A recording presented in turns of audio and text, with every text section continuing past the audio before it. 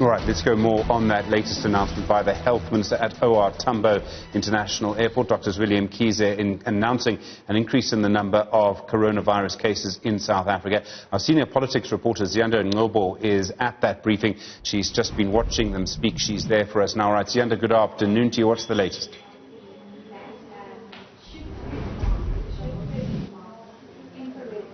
Well, Stephen, we've just heard from the Health Minister, who of course gave an update on the latest infections in the country. But the purpose of this afternoon's briefing was to receive the personal protective gear that was donated to the South African government by the Chinese government. And joining me to talk me through this is DIRCO Minister Naledi Pandor. Thank you so much, Doctor, for your time. I think one of the questions is, if China, as we've heard Dr. Zweli Mkhize saying, has already been giving consignments, why was it important today to actually have a briefing such as this one?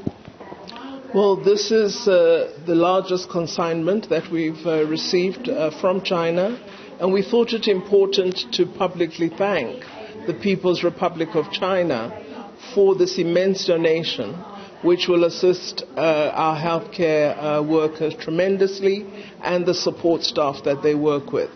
It is not easy to acquire N95 masks, disposable masks, and indeed personal protective equipment, infrared thermometers, and such a variety of goods provided to South Africa. So we thought we should mark this very large consignment by actually having this open briefing to indicate receipt of the goods in South Africa, and also our appreciation to the People's Republic of China for the support they're giving to our health system and the people of South Africa. Of course, the timing of this consignment is at a moment where we've heard allegations of discrimination against Africans in China, a particular province, Guangzhou, in China. And of course, many might even interpret this as the Chinese government trying to appease the South African government. We know the AU has summoned Chinese officials. Are you satisfied with the communication that's come from the Chinese government?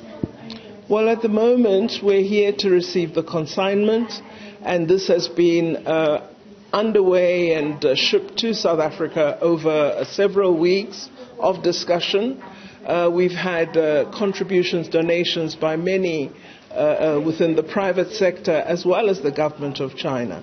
As to the allegations of discrimination against African people who are in China, which we've heard from a range of voices in the People's Republic, we have had responses from the national government of China to the African Union. A Vice Minister of Foreign Affairs was in Addis Ababa to meet with the Commission Chair, Mr. Mohammed, and to indicate the steps that the national government has ordered should be taken in order to correct the situation that has been reported through these allegations.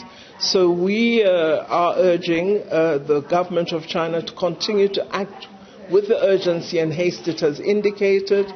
The government has said they do not support discrimination. In fact, this offends their very core principles and values, and they're determined that they will work closely with the authorities in Guangzhou to ensure that all these incidents are brought to an end, and we hope that an apology will be directed to all the Africans that have had such negative experiences. Well, there you have it, Stephen. That's DIRCO Minister Dr. Naledi Pandor, of course, receiving the consignment that came in at around 7 p.m.